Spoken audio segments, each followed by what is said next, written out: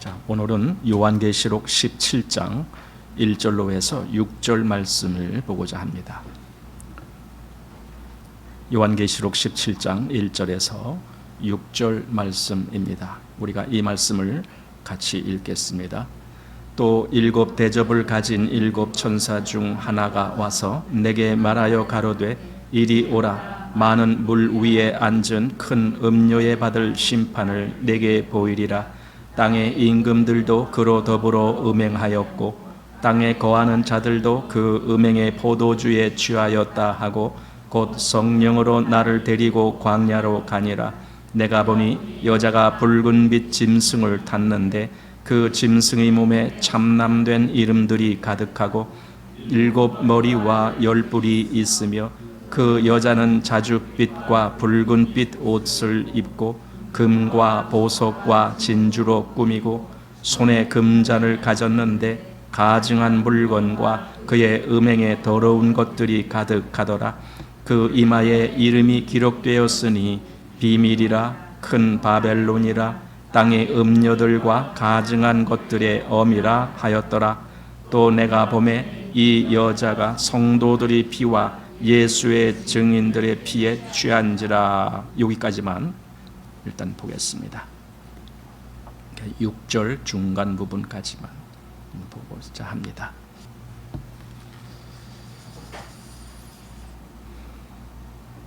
지난번에 우리가 16장에서 하나님의 진노의 마지막 단계인 일곱 대접의 진노에 대한 그 재앙을 우리가 보았습니다.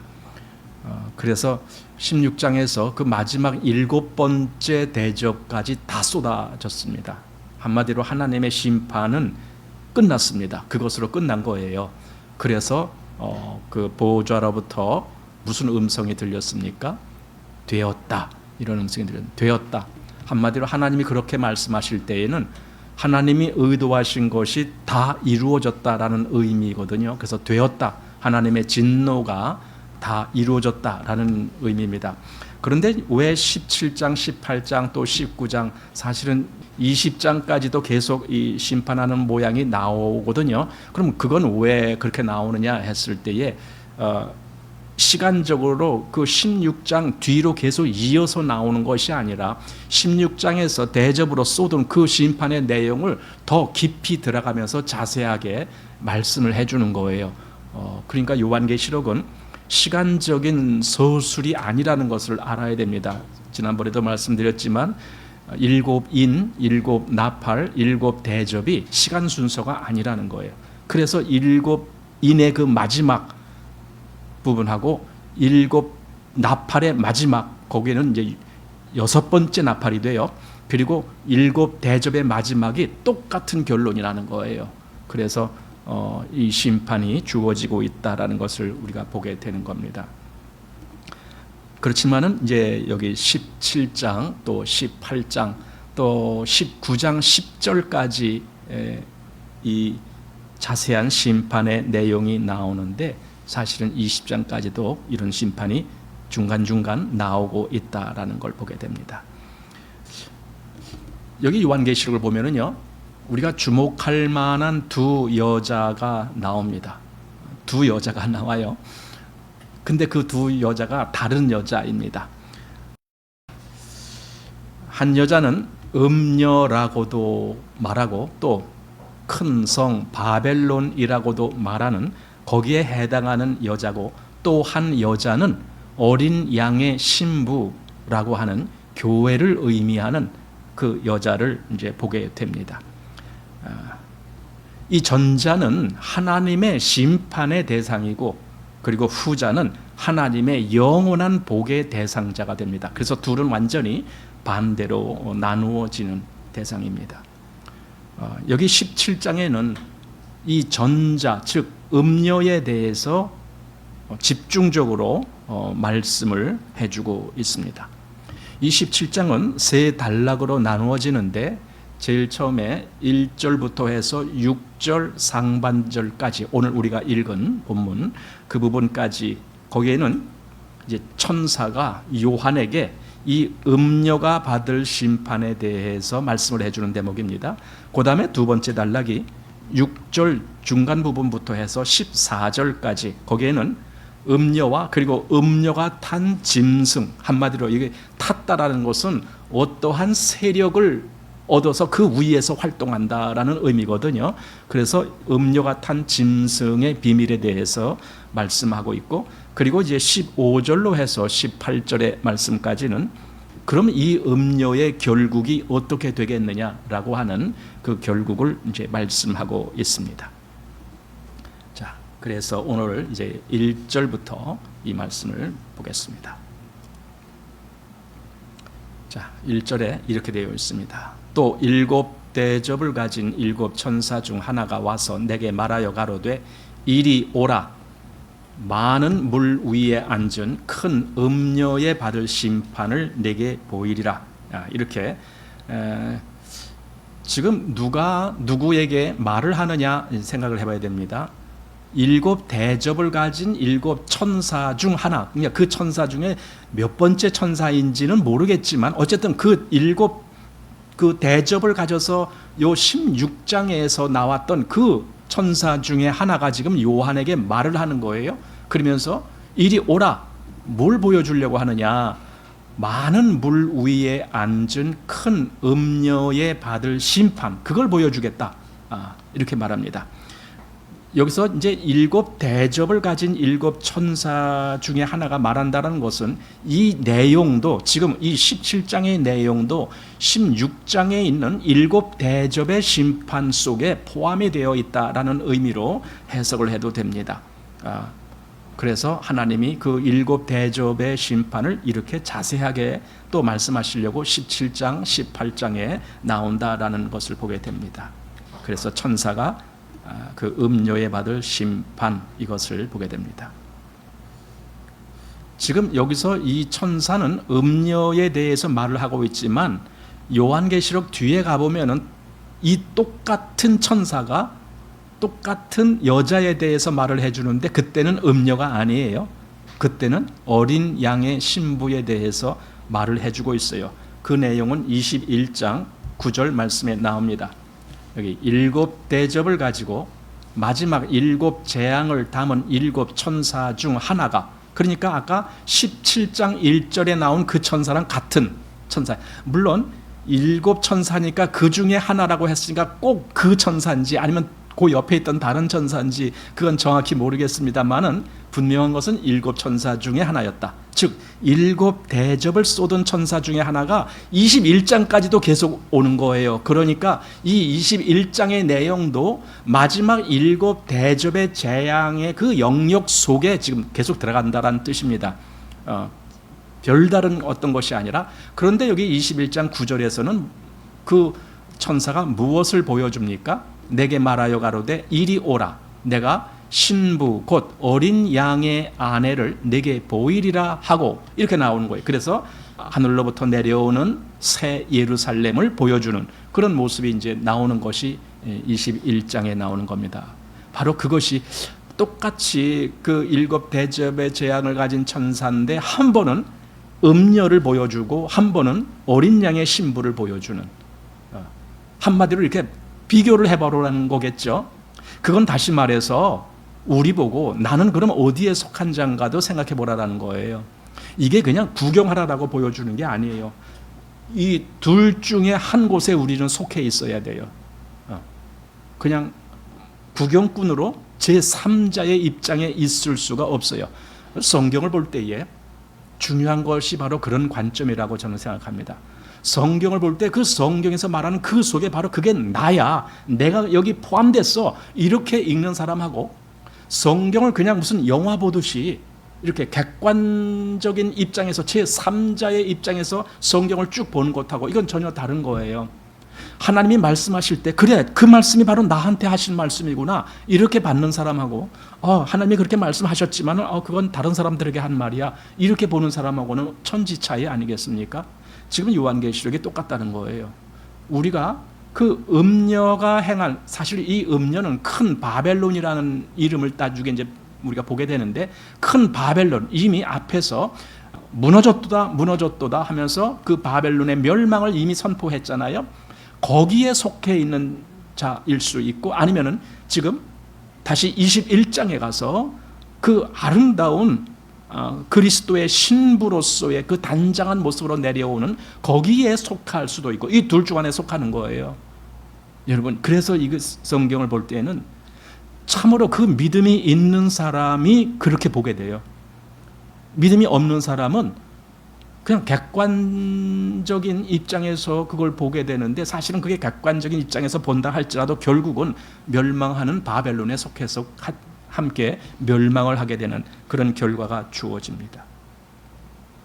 자, 그래서 이제 우리가 보는 건데, 이 17장, 18장은 이 첫 번째 여인, 즉 심판받을 큰 바벨론이라고 하는 그 여인에 대한 기록을 상세히 하고 있는 겁니다.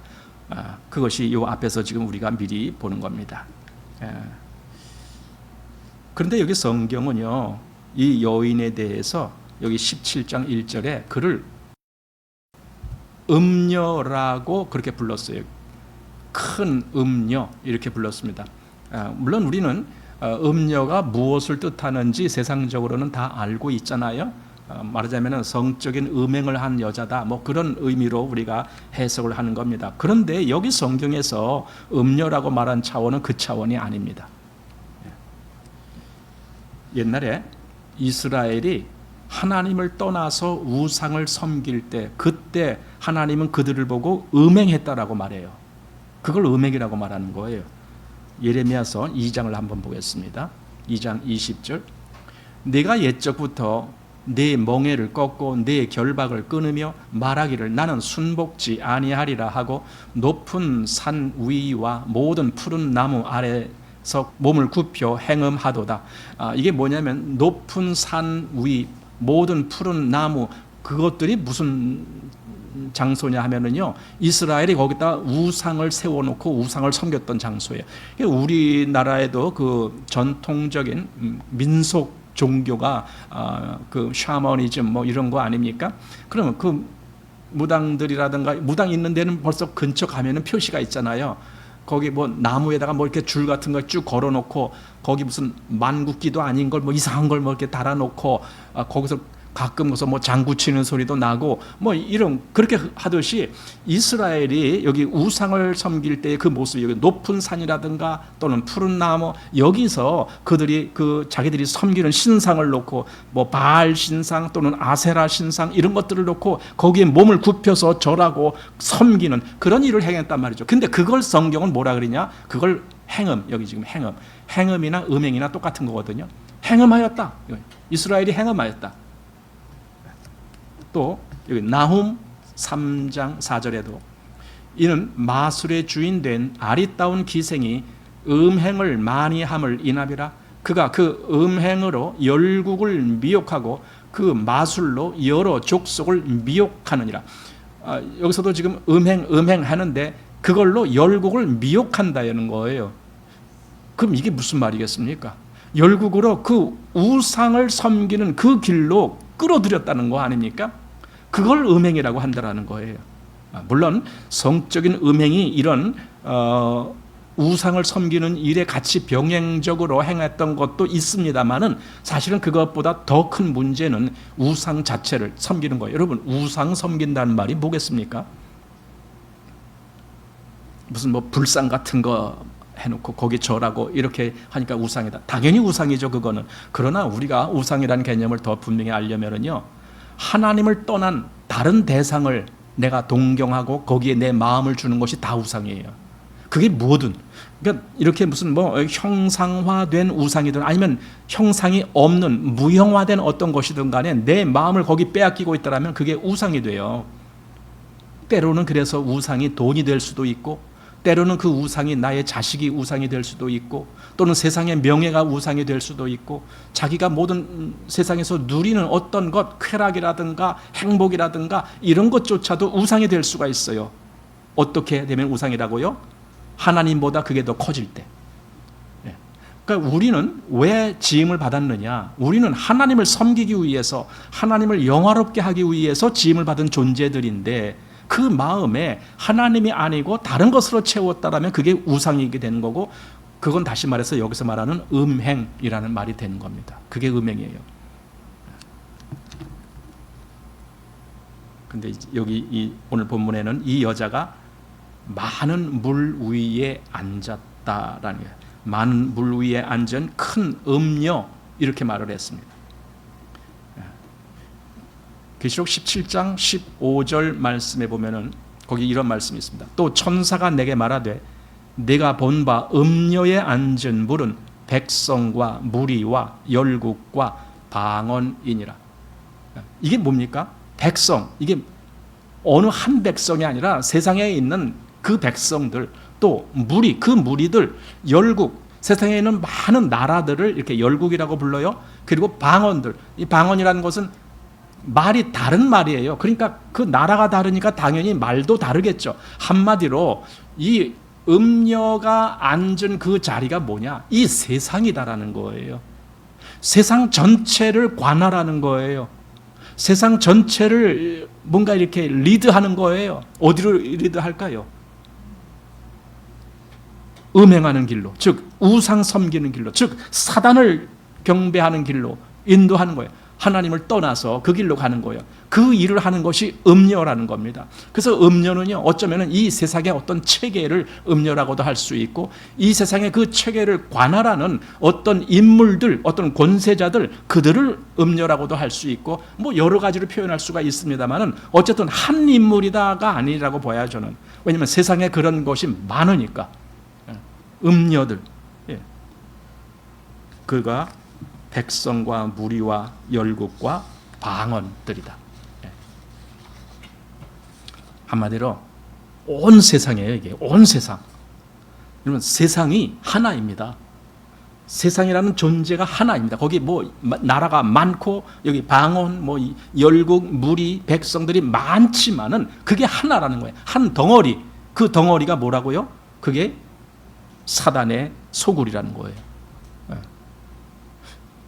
성경은 그래서 이걸 둘로 지금 구별하는데, 사단의 영역과 하나님의 영역, 사단의 나라와 하나님 나라, 음녀와 장차 임할 어린 양의 신부, 딱 둘로 나누는 거예요. 이렇게 우리가 이 요한계시록을 보면서 이렇게 지금 말씀을 나누다 보면은요, 이 세상에서 사람들이 신앙을 가졌다라고 하는 것이 얼마나 형편없는 신앙을 가졌는지를 보게 돼요. 왜냐하면 전혀 이런 마음을 갖지 않으니까, 나는 정말 그 어린 양의 신부의 그 위치에 들어간 자야 하면서 그 마음으로 살질 않고 그냥 적당히 살아요. 적당히. 세상적인, 즉 이 음녀가 주는 그 쾌락도 적당히 맛보고, 그리고는 또 한 구석에서는 나도 그래도 천국 백성이야 뭐 이렇게 얘기도 하고, 이렇게 적당히 신앙생활을 하는 그런 모습들을 너무 많이 본다는 거예요, 세상에서. 그래서 그리스도인이면서도 세상적인 뭐 좋은 것들은 다 취하려고 그래요. 다 취하려고. 이번에도 그 무슨 교단 하나가 이단이라고, 그 교단에 속해 있던 목사들이 한 100여 명이 우리 이 교단의 이 대표자가 잘못됐다라고, 그가 가르치는 게 이단교리다라는 걸, 그걸 이제 깨달았습니다. 그리고 그걸 기자회견을 하고 선포하고, 그리고는 거기서 나왔어요. 어딘지 아세요, 여러분? 그런데 뉴스를 잘 못 들으셨나 보군요. 일반 뉴스에도 나왔어요. 근데 기독교 방송 같은 데는 그게 잘 나왔어요. 뭐냐면은 유광수라고 하는 목사가 있어요. 다락방이라고 하는 그런 명칭으로도 불리우는 그런 유광수라고, 거기 사람들이 많이 갔어요. 제가 아는 어떤 사람도 거기 갔어요. 어떤 목사도. 그런데 거기서 이제 있던 사람들이 이단이다. 이미 오래전부터 그 유광수의 다락방은 이단이다, 이렇게 과거에도 이미 결정이 됐는데, 주로 주 교단에서 장로교 합동 측이라든가 통합 측이라든가 고신 측이라든가 또는 침례교단이라든가 이런 데서 다 그걸 이단이라고 이미 했는데, 한기총이라고 하는 거기서는 과거에 한 몇 년 전에 이걸 이단이라고 단정하진 말고 조금 우리 한번 생각해 보자 뭐 이런 식으로 그렇게 했었어요, 그때. 그러다가 이제 지금 거기서 한 100명이나 되는 그 목사들이 나와서 기자회견을 하고 그렇게 했습니다. 그런데 그들이 나와서 이제 폭로하는 내용 중에 거기에 교리적으로도 이단 교리였지만 거기에는 예를 들어 뭐 어떤 성추행 문제 같은 그런 문제도 있었다. 그리고 발표한 것이 거기 유광수 목사라는 분이 타는 차가 뭐냐? 벤츠 S680인가? 뭐 그런 것이 있어요. 시가로 한 5억 원 정도 되는 거. 또 그거랑 그다음에 그걸 이제 마히바흐라고 부르더라고요. 벤츠 걸. 그다음에 또 하나는 또 벤틀리인지 뭔지 하여튼 또 그것도 몇억 원 되는 차 있어요. 그것이 그분의 승용차래요. 근데 아니 돈 있으면 뭐 타는 거 아니야. 그런데 여러분 잘 보세요. 그걸 왜 그렇게 고급된 차를 타고 싶은 마음이 왜 생겼을까요? 남보다 좀 높아 보이고 싶은 거예요. 그리고 그건 세상 거라는 걸 아니 지금 성경이 말하고 있잖아요. 조금 이따 보겠지만은 이 음료가 장식한 것이 온갖 보석이라든가 그런 걸로 자기를 장식하고 있어요. 남보다 내가 더 귀하다. 자기를 높이는 거잖아요. 자기를 더 아름답게 꾸미는 거잖아요. 그러니까 그렇게 정말 고급 차를 타면서 남들보다 더 우위에 있다라는 은근히 그런 어떤 힘의 과시라든가 자기를 자랑하는 거라든가 그런 것을 위해서 그러니까 단순히 어떤 교통수단 그리고 조금 더 안전을 위해서는 조금 그래도 뭐 포니 같은 거는 타기 힘들고 뭐 조금 그래도 괜찮은 차 그럼 가능한 거예요. 그러니까 우리가 볼 때에 그거 평범하게 우리가 탈 수 있는 차다. 그러면 상관없어요. 근데 남들은 감히 이렇게 볼 수도 없는 그런 고가의 차량을 타고 다닌다. 사실 그건 연예인들이나 타는 차거든요. 연예인들이라든가 또는 유명한 축구 선수라든가 그들이 타는 차들이 그런 거거든요. 근데 그거를 그 유광수 목사라는 그 교단의 총재예요, 그 사람이. 그 사람이 그걸 2대씩이나 갖고 있다라는 걸 그걸 얘기하더라고요. 그러면서 이제 느끼는 거예요. 그 사람 마음에는 세상이 있구나. 아무리 그가 입으로 복음 떠들어도 그 사람 마음은 지금 세상에 가 있다라는 걸 우리가 생각하게 됩니다. 여기 아까 그래서 음료에 앉은 물은 열국과 무리와 백성 또 방언들이다. 이제 이런 걸 보게 되었습니다. 우리 요한 1서에 이 세상에 대한 정의를 이렇게 내리고 있습니다. 이 세상이나 세상에 있는 것들을 사랑치 말라. 누구든지 세상을 사랑하면 아버지의 사랑이 그 속에 있지 아니하니. 그러니까 세상에서 그렇게 사치스럽고 뭔가 고가의 어떤 이런 것들로 자기를 높인다라고 하는 것은요, 세상을 사랑하는 거죠. 그게 세상 체계를 사랑하는 거고, 세상의 물질을 사랑하는 거고, 세상에서 주어지는 어떤 명성을 사랑하는 거고 그렇잖아요. 근데 지금 성경은 이 세상이나 또 세상에 있는 것들을 사랑치 말라. 왜 그럴까요? 왜 세상을 사랑하지 말라 그럴까요? 이 세상이 사단이 주관하는 그 체계로 되어 있기 때문에 그래요. 아까 그 모든 열국과 방언과 또 뭐라 그랬어요? 그런 것들의 그 위에 앉은 음료. 그러니까 그 모든 것의 체계의 그 어떤 총괄자. 그가 그 음료라는 거예요. 그가 그 모든 것을 그렇게 이끌고 간다는 거예요. 그러니까 그리스도인이라고 하면서도요, 그냥 그 속에 같이 끌려가는 사람들이 얼마나 많겠습니까? 세상에 그냥 끌려가는 거예요. 여기 그래서 그를 사랑하지 말라. 왜? 그를 사랑하면 아버지의 사랑이 그 속에 있지 아니하니. 이는 세상에 있는 모든 것, 여러분 모든 것이라고 했습니다. 모든 것이 육신의 정욕과 안목의 정욕과 이생의 자랑이니.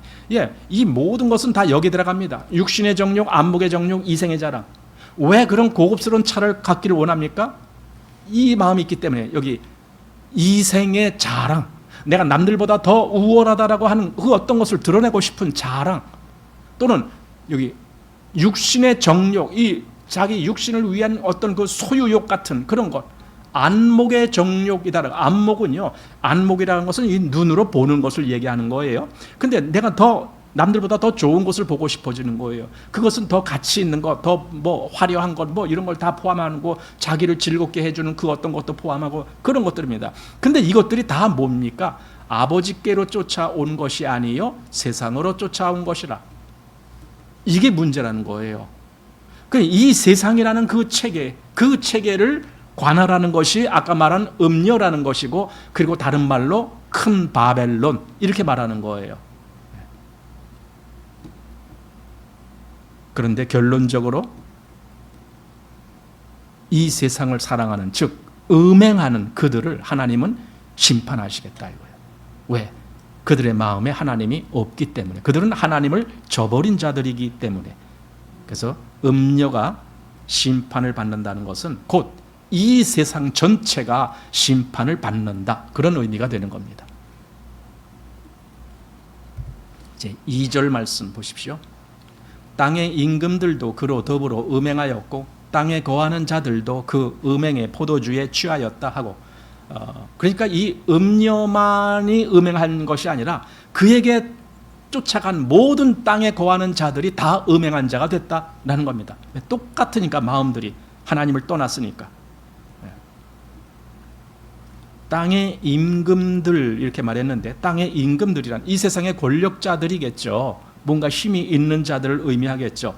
또 땅에 거하는 자들, 그냥 이렇게 말한 것은 그 권력자 아니더라도 모든 사람을 포함한 그런 존재들이다라는 거겠죠. 여기 요한일서 5장 19절 말씀을 보십시오. 또 아는 것은 우리는 하나님께 속하고 온 세상은 악한 자 안에 처한 것이며. 뭐가 악한 자 안에 처했다고 합니까? 온 세상입니다. 그러니까 이 세상 전체가 악한 자 안에 처했다, 음녀에게 속했다, 그런 말입니다. 그러나 그리스도인들은, 여기 우리는 하나님께 속하고, 이겁니다. 이 구별이 되는 겁니다. 사실 기독교 교리를요, 어렵고 난해한 어떤 것을 잘 설명한다고 기독교 교리가 더 왕성해지고 더 흥왕대에 일어나고 그런 건 전혀 아닙니다. 기독교 교리는 그런 어떤 난해하고 복잡한 이런 것들을 말하기보다는 이 구별이 분명해야 되는 거예요. 구별. 한마디로 당신은 하나님께 속한 사람입니까? 아니면 이 세상에 속한 자입니까? 어느 쪽입니까? 이 구별. 신앙은 교리적으로 난해한 것을 많이 안다라고 해서 그 사람이 신앙이 더 좋은 신앙이 되느냐? 그런 건 아니에요. 물론 우리가 알 때는 알아야 될 것이 있어요. 하지만 그걸로 결정되지는 않아요. 진짜 구별되는 것은 따로 있습니다. 그래서 믿음은요, 저는 그렇게 봐요. 단순하다라고 봐요. 단순한데 그 믿음은 분명하다라고 보는 거예요. 복잡하고 난해하고 그런 것이 아니라 단순해. 그렇지만 분명해. 어떻게 분명하겠습니까? 하나님과 세상을 딱 갈라지는 거예요. 이게 분명하다는 거예요. 그렇게 된 것이 참신앙이다. 또 계시록 18장 2절 말씀 보십시오. 힘센 음성으로 외쳐 가로되 무너졌도다 무너졌도다 큰 성 바벨론이여, 귀신이 처소와 각종 더러운 영에 모이는 곳과 각종 더럽고 가증한 새에 모이는 곳이 되었도다. 뭐가 그렇게 되었다라고 합니까? 큰 성 바벨론. 사실 이게 음녀로 말미암아 구성된 그 체계 전체를 이렇게 말한 거거든요. 한마디로 큰 성 바벨론이라고 말하면은 이 세상 전체를 두고 하는 말이에요. 근데 그 이 세상이 어떤 곳이냐? 귀신의 처소, 각종 더러운 영에 모이는 곳, 그리고 각종 더럽고 가증한 새에 모이는 곳. 그게 이 세상이라는 거예요. 이 세상이나 세상에 있는 것들을 사랑치 말라라고 한 이유가 바로 이래서 그러는 거예요. 자, 그래서 그 다음 3절 보십시오. 그 음행의 진노의 포도주를 인하여 만국이 무너졌으며 또 땅의 왕들이 그로 더불어 음행하였으며 땅의 상고들도 그 사치 세력을 인하여 치부하였다 하더라. 그러니까 전부 거기에 빌붙어 있는 거예요. 땅의 임금들도 그렇고 땅의 여기 상고들도, 상고라는 것은 장사한다는 말입니다. 그러니까 이 땅에서 대부분 사람들이 장사를 하잖아요. 여러분, 기업은 뭐예요? 기업이 어떻게 살아가요? 기업이 어떤 물건을 제조하는 제조기업일 수도 있지만 아무리 물건을 잘 만들어도 그걸 팔지 못하면 그 기업은 끝난 거예요. 그러니까 이 세상의 모든 체계는요, 장사하는 데 있어요. 농사를 아무리 잘 지어도 그걸 제대로 판매를 못하면 그 농사는 더 이상 못하는 거예요. 그러니까 이 세상 체계가 바로 여기 상고들, 이렇게 말한 상고, 장사꾼들이란 말이거든요. 이게 상고들, 그런 원리로 이 세상이 움직여지고 있습니다. 왜냐하면 그게 돈의 흐름이기 때문에 그렇습니다.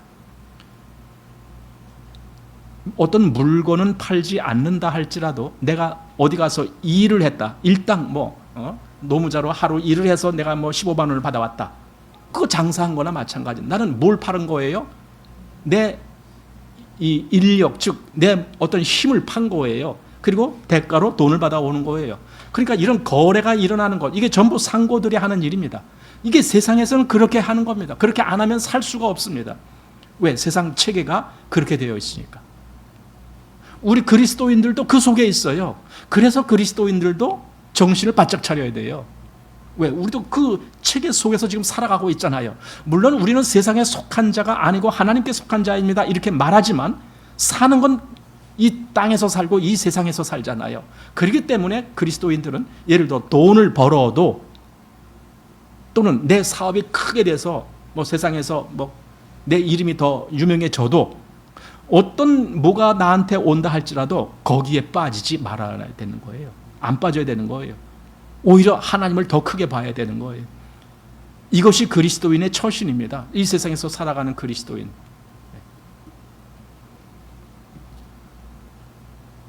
그 바벨론이 결국은 무너지는 거예요. 여기 만국이 무너졌으며, 만국이 무너져. 이 세상 전체가 만국인데 그 만국이 무너졌다. 왜? 음행했기 때문에.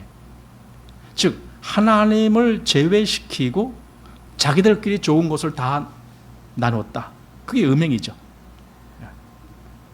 이런 말씀도 있는데, 호세아에 있는 말씀인데, 음행과 묵은 포도주와 새 포도주가 마음을 빼앗느니라. 그러니까 음행이라는 것을 설명하는데, 음행이 뭐냐?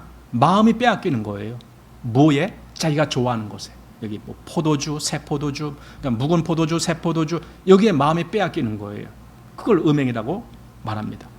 이제 17장 3절 말씀 보십시오. 곧 성령으로 나를 데리고 광야로가 아니라 내가 보니 여자가 붉은빛 짐승을 탔는데 그 짐승의 몸에 참남된 이름들이 가득하고 7 머리와 10 뿔이 있으며, 이렇게 되어 있습니다. 지금 성령께서 요한을 광야라는 곳으로 데리고 갔어요. 여러분, 광야라니까 그 어디 멀리 가면은 그 사막 같은데 글로 데려갔는가 보다, 그렇게 생각하지 마세요. 여기서 광야라는 것이 바로 세상이에요. 이 세상이 광야예요. 그리스도인에게는 광야예요, 그게. 이 17장에서는 성령께서 요한을 그 광야로 데려가셔갖고 짐승을 탄 여자를 보여주셨잖아요. 그런데 나중에 뒤에 가보면은 요한을 또 다른 곳으로 데려가서 또 다른 것을 보여줍니다. 거기가 21장 10절입니다. 여기 보면은 성령이 나를 데리고 크고 높은 산으로 올라가 하나님께로부터 하늘에서 내려오는 거룩한 성 예루살렘을 보이니, 이렇게 했습니다. 그러니까 아까 앞에서 우리가 두 여자, 한 여자가 이 음녀요, 한 여자는 어린 양의 신부, 이렇게 둘로 나눠졌을 때 똑같이 그것을, 누가 그것을 보여준다라고요? 그때는 천사가, 즉 7 대접을 가진 천사 중에 하나가 그 일을 똑같이 했듯이, 여기서는 곧 성령께서 지금은 광야로 데려가서 그 음녀를 보여주지만 나중에는 그 성령이 그대로 요한을 어디로 높은 산으로 올라가서 그 새 예루살렘을 보게 하는 그런 일이 있습니다. 자, 이 광야라는 것이 뭡니까? 광야는요, 두 가지 이중적인 의미가 있습니다. 하나는 하나님의 구원받은 백성으로 하여금 그곳에서 연단을 받고 구원의 어떤 그 역사가 펼쳐지게 하는 그런 장소이기도 하고, 또 하나는 하나님의 심판을 받을 대상자들을 심판하시는 장소이기도 합니다. 그래서 전에 우리가 앞에서 봤는데, 장차 그 철장으로 만국을 다스릴 아들을 낳은 여자라고 나왔었잖아요, 지난번에. 그 여자가 광야로 갔어요, 그 여자도. 그래서 하나님의 그 예비하신 곳, 거기에 갔는데, 거기서 왜 그를 거기로 데려갔느냐? 하나님이 그를 양육하시기 위해서 그곳에 데려갔다, 그런 말씀이 있습니다. 여기 12장입니다. 12장 6절. 그 여자가, 이 여자는 아들을 낳은 여자입니다. 한마디로 말하면 교회입니다. 이게 그 여자가 광야로 도망하며 거기서 1260일 동안 저를 양육하기 위하여 하나님의 예비하신 곳이 있더라. 그러니까 우리말 표현이 약간 매끄럽지 않은데 이게 뭐냐면은 광야로 갔는데 거기에 하나님이 저를 양육하기 위한 그 예비한 곳, 그런 곳이 있다. 이렇게 지금 얘기하는 거예요. 그러니까 하나님이 그를 거기로 인도하셨구나. 이제 이렇게 보게 되는 겁니다. 그런데 조금 아까 본 17장 3절에서는 누가 광야로 갔던 거예요? 여기 붉은빛 짐승을 탄 여자, 그가 이제 광야로 간 거예요. 그러니까 광야에는 여자가 둘이 다 왔어요. 교회가 거기 있고 이 세상 모든 체계의 그 어미인 그 사단의 세력도 거기 있고, 그러니까 이런 생각 얼핏 들지 않겠습니까? 교회가 양육받는다라는 것은 그냥 온실 같은 보호막 속에서 양육받는 것이 아니라 사단의 그 어떤 간섭을 계속 받으면서 성장하게 되어 있다, 그 말이에요. 그러니까 교회는요, 한마디로 사단의 그 어떤 시련, 연단, 그 어떤 뭐 핍박, 이런 걸 당하면서 교회는 성장하게 되어 있는 거예요. 지금 그 무대가 똑같이 광야라는 곳에 있으니까. 그래서 당연히 이 사단의 음료가 교회를 핍박하는 일이 있어지는 겁니다. 그러니까 교회는 역사 속에서 이미 핍박을 받고 있는 겁니다.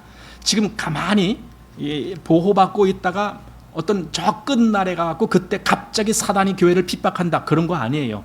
이미 사단의 핍박은 교회가 시작하면서부터 시작됐어요. 우리 순교자들이 왜 생겼습니까? 우리 앞에 많은 순교자들, 우리가 보는 성경을 기록한 사도들, 12사도가 성경을 기록하잖아요, 신약에. 그런데 물론 12사도가 다 기록한 건 아니지만은 그들이 거기에 다 나와요. 그들의 이름이 다 나와요. 근데 그들 중에 대부분이 순교를 당하잖아요. 대부분이. 왜 그들에게 핍박이 없었다라면 왜 순교를 당했겠어요? 또 교회사 역사를 보면 지금까지 복음이 우리나라에 우리에게까지 오는 이 과정 속에서도 얼마나 많은 복음 전도자들이 순교를 당했느냐 이거예요. 우리나라에 처음으로 복음을 가지고 온 토마스 선교사라고 하는 분은 그저 평양에 그 제너럴 셔먼호라고 하는 미국 배, 거기에 타갖고 그 평양 가서 복음을 전하려고 성경을 번역한, 그때는 아마 신약 성경만 번역한 건지 몰라요. 쪽 성경이라 그러잖아요. 쪽 복음이라 그러고, 그걸 가지고 여러 권 이제 중국에서 만들어서 가지고 그 평양으로 갔는데 대동강을 따라 올라갔는데 갈 때는 민물이라서 강물이 이렇게 불어서 쭉 올라갔는데 또 한참 있다 보니까 썰물이 돼갖고 이 배가 이 대동강 중간에 턱 걸터진 거예요. 그러니까 오가지도 못하는 거예요. 그런데 우리나라에서는 그때 무슨 정책이었습니까? 쇄국 정책이었잖아요. 외국 놈이 온다, 죽여라, 이렇게. 그래갖고는 토마스 선교사는 그때 그 사람들에게, 자기를 죽이는 사람들에게 성경을 뿌려줍니다.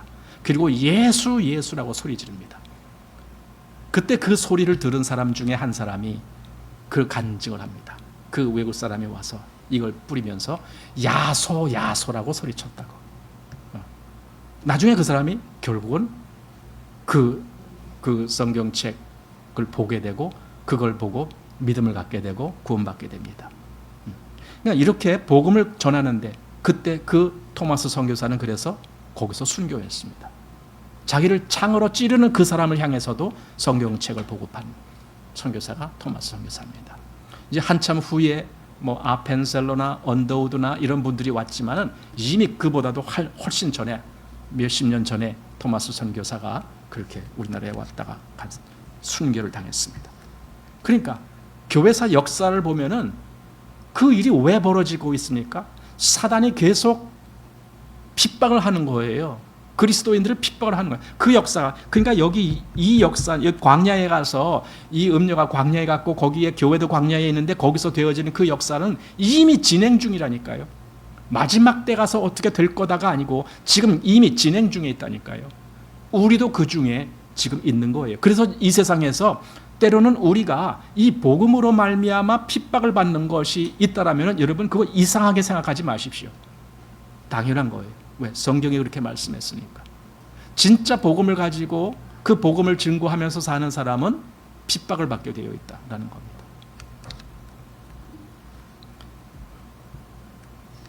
이 여자는요, 여기 짐승을 탔다라고 해요. 여기 짐승은 누굽니까? 우리 요한계시록 13장 1절 보면은 내가 보니 바다에서 한 짐승이 나오는데 뿔이 열이요 머리가 7이라. 여기 이제 요 내용이 계속 반복해서 나옵니다. 뭐냐면 뿔이 열이고 머리가 7이다라고 하는 이 내용, 또는 머리가 7이요 뿔이 열이다, 이렇게 머리가 먼저 언급할 때도 있지만 어쨌든 이 내용이 계속 나옵니다. 이 짐승, 바다라고 하는 것은 여기 사단의 소굴이죠. 거기서 나온 한 짐승. 근데 이 짐승, 이걸 이제 다른 말로 하면 적그리스도다 이렇게도 말하고, 어쨌든 사단의 모든 세력을 이 땅에서 펼치는 그런 존재입니다. 그리고 그와 더불어서 그 다음에 또 땅에서 올라오는 또 다른 짐승이 있는데 그가 거짓 선지자다.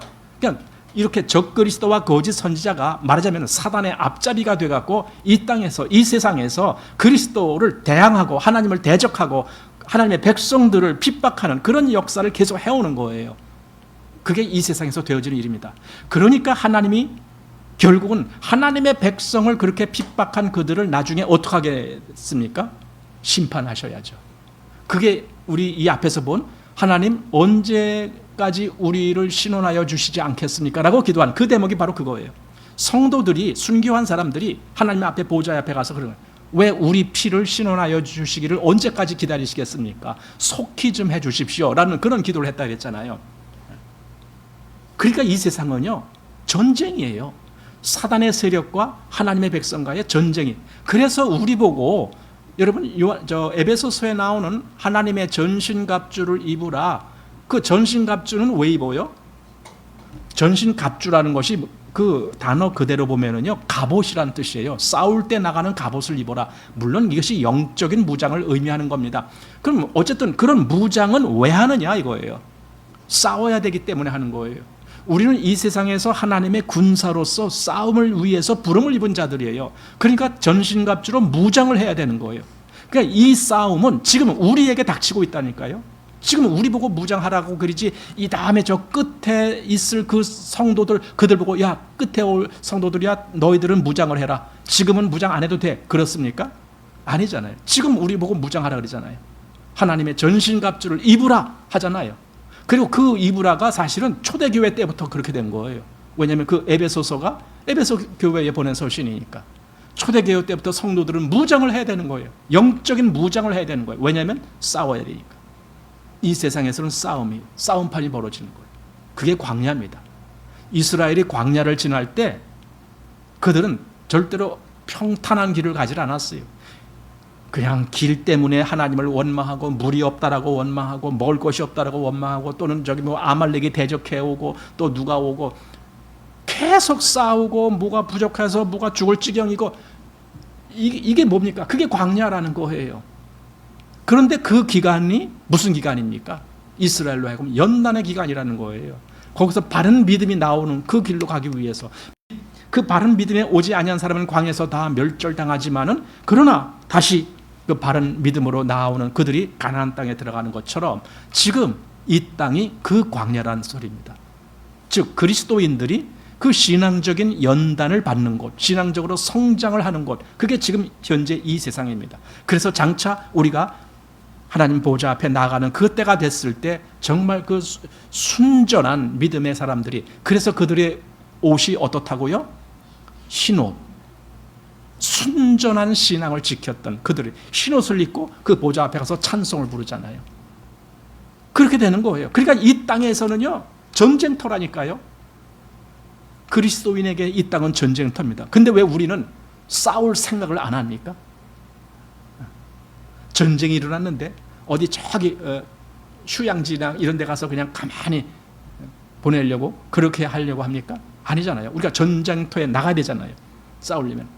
바로 이게 우리가 복음을 들고 나가는 거예요. 그게 싸움의 터전입니다. 이 세상에서 싸워서 누가 어떻게 이깁니까? 이 세상 싸움, 영적인 싸움은요, 무슨 활이나 총이나 탱크나 이런 걸로 싸우는 게 아니라 그랬잖아요. 영적인 싸움은 말로 하는 거예요. 누가 진리를 선포하느냐? 누가 진리를 선포하느냐? 누가 이 생명의 말씀을 선포하느냐? 그런데 우리가 전부 입을 다물고 있으면은 사단만 떠들어서 사단이 이기는 거잖아요. 사단이 이기지 못하게 하려면 나도 같이 진리를 선포하는 그 현장으로 가야 되는 거거든요. 그게 전도라는 거예요. 그래서 진리를 선포하는 사람들로 말미암아 되어지는 열매. 자, 여기 이제 그 13장 1절 여기 보는데 한 짐승 나오잖아요. 한 짐승. 그런데 여기에 아까 말했듯이 뿔이 10이고 머리가 7이다. 이제 이런 말씀인데 이 13장에 나오는 이 짐승이나 그리고 조금 아까 우리가 본문에서 17장에서 나오는 그 짐승이나 이게 똑같은 거예요. 여기 머리가 7이고 뿔이 10. 그게 그대로 나와요. 이 머리는 뭐냐? 하나님의 백성을 핍박한 이 세상의 권세를 가진 나라들이다. 이제 이렇게 직접적으로 그렇게 계산하기도 합니다. 물론 그렇게 직접적으로 계산 안 하더라도 이 세상에서 사단의 세력으로 말미암아 오는 많은 핍박 이렇게 해도 상관없어요. 하지만 더 구체적으로 하나님의 백성들을 핍박한 나라들이 있습니다. 제일 먼저 이스라엘을 생각해 보십시오. 이스라엘이 과거에 이집트 즉 애굽으로 말미암아 핍박을 당하잖아요. 그리고 그 다음에가 나온 나라가 아수르라고 하는 나라거든요. 그리고 그 다음 나온 나라가 바벨론이라고 하는 나라고, 그리고 그 다음에가 메데 바사가 나오고, 그 다음에 헬라가 나오고, 그리고 지금 이 요한계시록을 기록할 이 당시에 나오는 나라가 로마라고 하는 나라입니다. 이제 조금 이따 보면은 요 뒤에 가 보면은 그 더 자세한 거 뭐 5은 이미 지나갔고 하나는 지금 있고 또 하나는 아직 오지 않았다. 그 내용이 이제 나올 거거든요. 그게 그렇게 나라들로 보면은 실제적으로 요한이 이 서신을 기록할 때 그때 이스라엘을 지배한 나라가 로마이기 때문에 한 나라는 지금 있다 한 건 로마를 얘기하는 거고 그 이전에는 5나라들이 다 지나간 거고 이미 다 이스라엘을 핍박했던 나라들이고, 그리고 한 나라는 아직 오지 않았다. 근데 그 나라가 누구냐? 근데 어떤 분은 그것이 독일의 그 나치다. 그래서 나치가 이스라엘을 핍박했잖아요. 수많은 사람들을 죽게 했잖아요. 그래서 그게 이제 요한이 이걸 기록할 때 보면 그건 미래에 되어질 일이잖아요. 아직 오지 않았다라고 한 거기에 해당되거든요. 그래서 독일의 나치를 얘기하기도 하고, 또 어떤 사람은 아니다, 그게 아니라 더 크게 봐야 된다라고 하면서 장차 올 어떤 나라다 이렇게 말하기도 합니다. 자, 어쨌든 어떤 것인지 모르겠지만 우리는 그걸 좀 포괄적으로 이렇게 생각을 하면서 지나가겠습니다. 자, 이제 4절 말씀 봅니다. 그 여자는 자줏빛과 붉은빛 옷을 입고 금과 보석과 진주로 꾸미고 손에 금잔을 가졌는데 가증한 물건과 그의 음행에 더러운 것들이 가득하더라. 자, 그 여자, 아까 말한 그 음녀, 이걸 다시 말하면 바벨론. 그런데 그가 어떤 존재냐, 무엇으로 치장하고 있느냐? 여기 자줏빛과 붉은빛 옷, 이것은요 권세자들이 입는 옷이에요.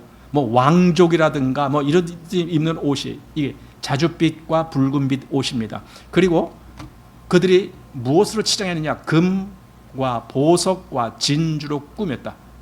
한마디로 이 세상에 값진 어떤 것으로 자기들을 꾸미는 거, 나타내기 시작하는 거야. 그러니까 이 세상에서 좋아하는 건 다 가진 거예요. 금, 보석, 진주 누가 싫어하겠습니까? 그런 걸로 자기를 화려하게 드러나는 거예요. 이건 다시 말하면요, 세상에서 주어지는 여러 가지 그 풍성한 어떤 것과 또 세상이 주는 어떤 쾌락이라든가 거기서 주어지는 어떤 행복한 어떤 환경이라든가 뭐 이런 걸 전체를 두고 하는 말입니다. 그것을 추구하고 있습니다. 이 여자가. 그러니까 이 여자는 완전히 이 세상 체계를 얘기하는 거예요. 그런데 그리스도인이 그 세상 체계를 쫓아가면 되겠느냐 이거예요.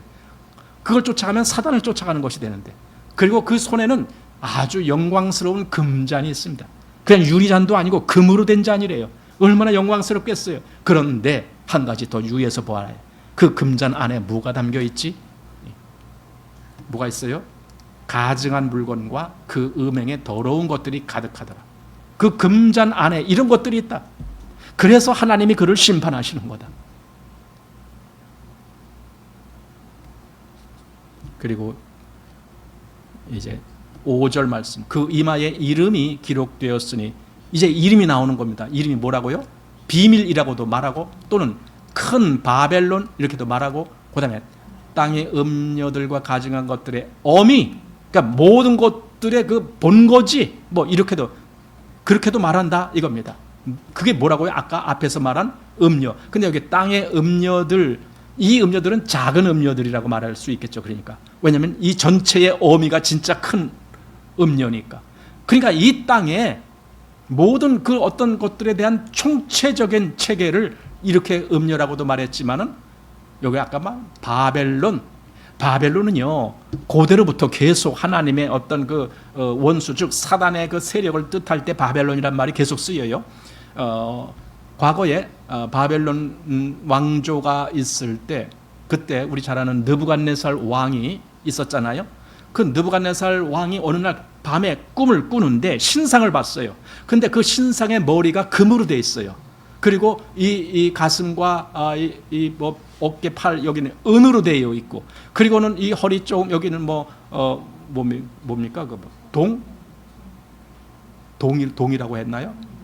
노시라고 했나요? 뭐 그런 걸로 되어 있고, 그다음에 종아리하고 다리는 철, 그리고 철과 흙으로 나중에 발가락이 되어 있고, 이제 이런 신상을 보는 거야. 그런데 다니엘이 그걸 해석하면서 왕이요, 그 머리가 바로 왕입니다. 왕과 이 바벨론 왕조가 그 머리입니다.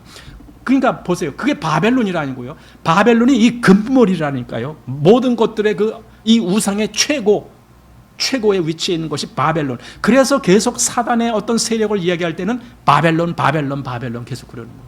그때부터 와갖고. 그 여자가 여기 이름 비밀이래요. 비밀.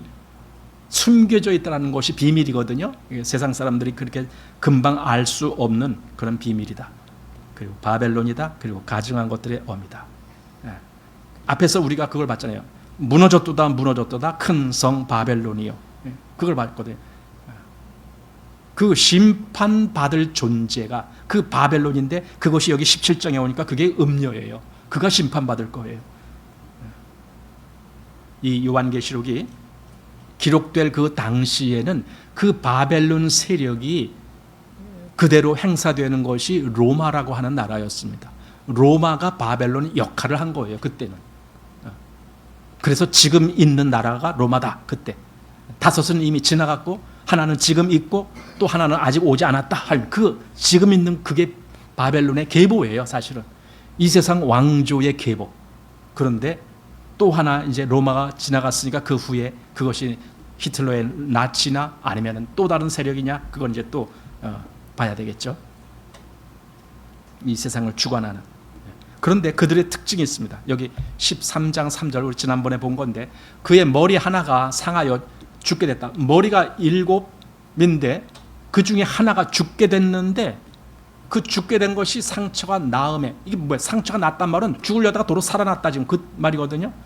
한마디로 부활한다 이런 말이거든요. 그 세력이 죽는 것 같은데 다시 돋아나는 거예요. 여러분, 바벨론 왕조가 무너졌고 것 같지만 사단은 다시 그 바벨론 왕조의 뒤를 이어서 뭐예요? 메데바사가 또 나타나게 하고, 그 메데바사가 멸망할 것 같으면 또 다시 그 뒤에 헬라가 또 나타나게 하고, 계속 그 왕조를 이어온다니까요. 그래서 결국 이때까지 뭐가 왔어요? 로마가 온 거예요. 그러니까 로마는 바벨론에 계승하는 나라예요.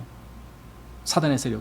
죽은 것 같았지만 계속 그게 살아난다니까요. 그래서 사람들이 더 쫓아가고 추앙하고 하는 그런 모습이 있는 겁니다. 자, 이제 6절 말씀 봅니다. 또 내가 보매 이 여자가, 아까 그 음녀가 계속 나오는 겁니다. 이 여자가 성도들의 피와 예수의 증인들의 피에 취한지라. 내가 그 여자를 보고 기히 여기고 크게 기히 여기니. 자, 이 여자가 뭐 했냐? 뭐에 취했느냐? 술에 취한 것이 아니라 성도들의 피와 예수의 증인들. 역시 이것도 성도들이죠. 예수의 증인이란 말이 우리가 앞에서 봤잖아요. 그러니까 성도가 누구냐? 그게 증인들이 성도예요. 그리고 증인이란 말과 그 순교자라는 말이 같은 데서 나왔다고. 마터라고 순교자가 마르투스라고 하는 그 증인이라는 거기서 나온 말이 마터라는 그 순교자라는 말이라고요. 우리 지난번에 다 했던 겁니다. 그러니까 증인은 곧 순교자적인, 그러니까 실제로 순교를 하지 않았다 할지라도 그 증인으로 사는 삶은 그 사람은 순교자적인 삶을 사는 거예요. 그게 하나님 앞에서 인정받는 것인데, 지금 이 여자가 한마디로 성도를 그렇게 핍박하고 대적해서 결국은 죽음으로 몰고 가고 이런 일을 저질렀다. 우리 역사가 증명해 주는 거 아닙니까? 역사 속에 얼마나 많은 그리스도인들이 죽임을 당했습니까? 얼마나 많은 피를 그들이 흘렸습니까? 그걸 이 여자가 그 피에 취한다는 거예요. 한마디로 피를 많이 흘리게 하는 그 역할을 한 존재가 바로 이 여자다. 그러니까 하나님이 이 여자, 이 음녀, 이 바벨론을 심판하시는 것이 당연하다 그겁니다. 지금 이 요한계시록 17장에 이렇게 이 여자가 이런 여자의 이런 여자, 그 여자를 설명하려고만 한 것이 아니라 이런 여자이기 때문에 하나님이 그를 심판하실 것이다. 그리고 그 심판은 그래서 정당하고 의롭다. 이 선포를 하시려고 이 여자가 어떤 여자인지, 오늘 이제 안 본 이 뒤에 계속 보면서 더 그 여자가 어떤 여자인지가 더 상세하게 나올 겁니다. 이제 그러면은 하나님 그 여자를 심판하시는 것이 옳습니다. 당연합니다. 그래서 하나님이 그 여자를 결국은 심판받게 하는 그 길로 이제 이끄시는 겁니다. 자, 이것이 오늘 이제 6절 중간 상반절까지만 오늘은 보고 다음에 6절 그 하반절부터 보는 걸로 하겠습니다.